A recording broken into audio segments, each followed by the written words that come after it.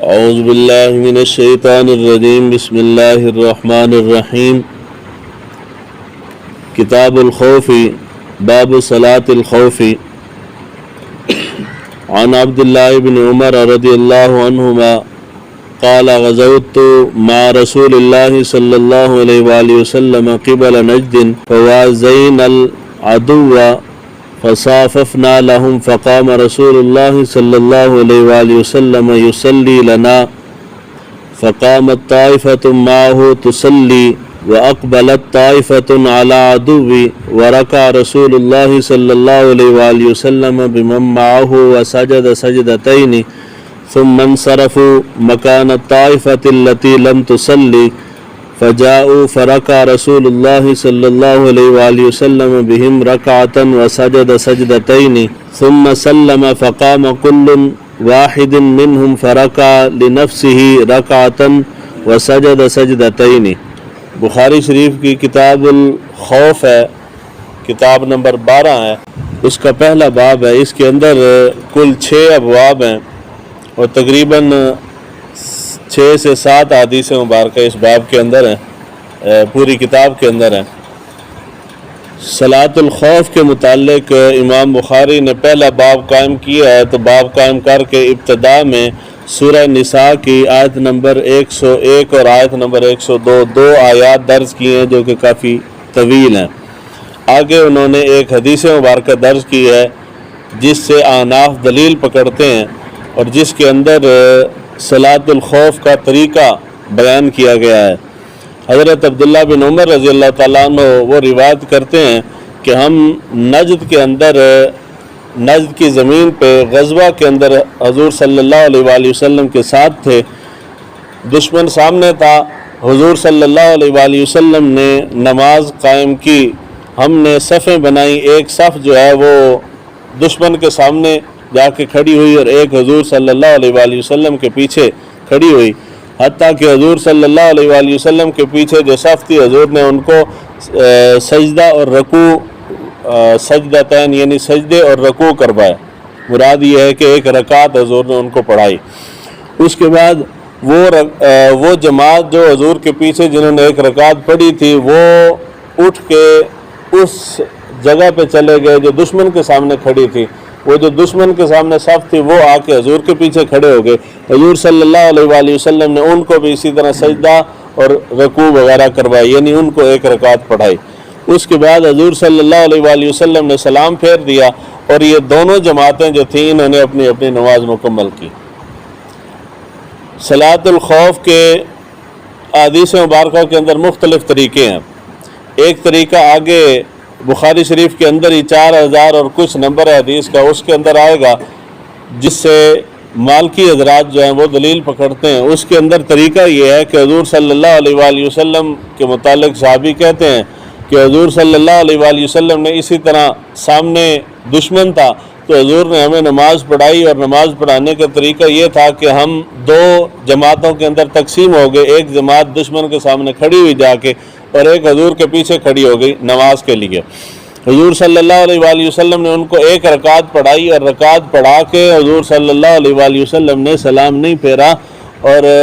انہوں نے اپنی اگلی رکعت خود مکمل کی، یعنی حضور نے سلام نہیں پھیرا، حضور اپنی جگہ پہ کھڑے رہے، انہوں نے جو پیچھے والی صف تھی اگلی رکعت انہوں نے خود ہی مکمل کی، مکمل کر کے وہ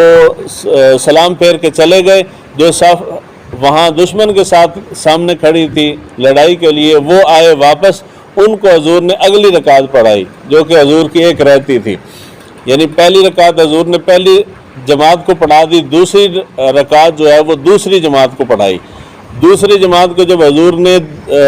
ان کی پہلی رکعت ہو گئی اور حضور کی ہو گئی دوسری رکعت، تو حضور نے ان کو دوسری رکعت پڑھا کے حضور صلی اللہ علیہ وآلہ وسلم جب اتحیات کے اندر بیٹھے تو حضور نے سلام نہیں پھیرا، حتیٰ کہ انہوں نے جو ایک رکعت ان کی رہتی تھی وہ مکمل کر کے جب وہ اتحیات کے اندر بیٹھ گئے تو حضور نے سلام پھیرا، ساتھ انہوں نے بھی سلام پھیر دیا۔ یہ دوسرا طریقہ ہے۔ اور تیسرا طریقہ ابو داؤد شریف کے اندر بھی بیان ہوا ہے۔ صلاۃ الخوف کے متعلق اختلاف ہے کہ جی سب سے پہلے یہ کب پڑھی گئی۔ غزوہ ذات الرقاع اس غزوے کے اندر زیادہ روایات ہیں کہ اس غزوے کے اندر سب سے پہلے یہ نماز پڑھی گئی، اور یہ غزوہ جو ہے مختلف تاریخیں اس کی بیان ہوئی ہیں۔ زیادہ قول جو ہے وہ 4 ہجری کا ہے، یعنی 4 ہجری میں اس غزوے کے اندر سب سے پہلے حضور صلی اللہ علیہ وآلہ وسلم نے یہ صلاۃ الخوف پڑھی۔ وجہ اس کی یہ بنی کہ دشمن نے سامنے آ کے صفیں بنا لی تھیں، ادھر مسلمانوں نے صفیں بنائی، اور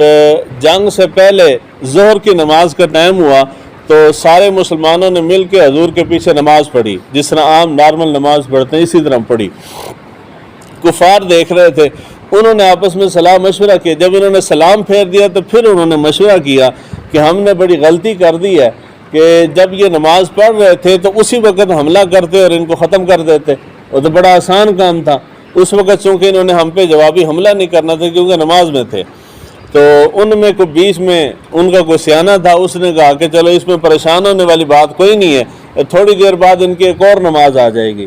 یعنی عصر کی نماز آ جائے گی، تو یہ عصر کے لیے کھڑے ہوں گے تو ہم ان کے اوپر حملہ کر دیں گے۔ عصر کی نماز سے پہلے اللہ تعالیٰ نے جبرائیل امین کو بھیجا اور یہ آیات مبارکہ اللہ تعالیٰ نے بھیجیں۔ سورہ نساء کی آیت نمبر 101 اور آیت نمبر 102، یہ خبر بھی دی کہ کفار یہ مشورہ آپ کے بارے میں کر رہے ہیں، اور صلاۃ الخوف کا حکم بھی دیا اور صلاۃ الخوف کا طریقہ بھی بتایا۔ اس آیات مبارکہ کے اندر، قرآن مجید کے اندر بھی ہے، تو یہ طریقہ بتایا۔ جب نماز کا ٹائم ہوا عصر کا تو حضور صلی اللہ علیہ وآلہ وسلم نے پھر اس طریقے سے نماز پڑھائی، یعنی ایک جماعت جو ہے، مثال 2 صفوں کی ہمارا لشکر ہے، تو ایک صف جو ہے وہ دشمن کے سامنے جا کے کھڑی ہوگی تاکہ دشمن حملہ نہ کر دے، دوسری صف جو ہے وہ امام کے پیچھے نماز پڑھے گی، ایک رکعت امام کے پیچھے پڑھ کے یہ صف جو ہے اٹھ کے چلی جائے گی ان کی جگہ پہ، وہ آ کے دوسری رکعت یعنی ان کی پہلی ہو جائے گی، وہ آ کے امام کے ساتھ دوسری رکعت پڑھیں گے، اس کے بعد امام سلام پھیر دے گا، یہ اپنی ایک رکعت جو رہتی ہے وہ پوری کریں گے، یہ اپنی 2 مکمل کر کے واپس چلے جائیں گے، وہ جو پہلی صف جنہوں نے پہلی رکعت پڑھی تھی وہ واپس آ کے جو ان کی ایک رکعت رہتی ہے وہ مکمل کریں گے۔ سمجھ آئی جی طریقہ؟ اب یہ طریقہ اس صورت میں ہے کہ اگر لوگ لشکر ارادہ کر لے کہ ہم نے امام کے پیچھے، ایک ہی امام کے پیچھے نماز پڑھنی ہے، مثال ہے اللہ تعالیٰ ہمیں جہاد کی توفیق عطا فرمائے، سعادت دے،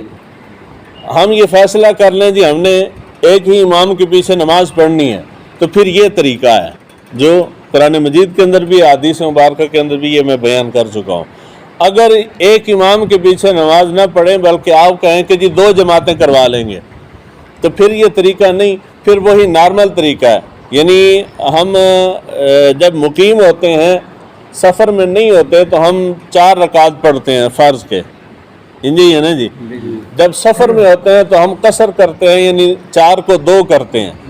جہاد میں جب دشمن کا خوف ہو تو اس وقت بھی چاہے آپ مسافر ہوں یا نہ ہوں، اس وقت بھی قصر پڑھی جاتی ہے، یعنی 4 کی جگہ 2 پڑھی جائے گی۔ مثال کے طور پہ اہل فلسطین ہے تو وہ صلاۃ الخوف پڑھیں گے کیونکہ ہر وقت ان کو دشمن کا خوف ہے، تو وہ کیا کریں گے، جو رکعتیں 4 ہیں وہ 4 کو 2 کر کے پڑھیں گے۔ تو یہ اس صورت میں ہے جب دشمن آپ کے سامنے ہو، مد مقابل اور حملے کا خوف ہو کہ یہ حملہ کر دے گا، تو ایسی صورت میں اسلام نے مقرر کیا ہے کہ آپ پوری نماز نہ پڑھیں بلکہ قصر پڑھیں، اور قصر بھی اس طرح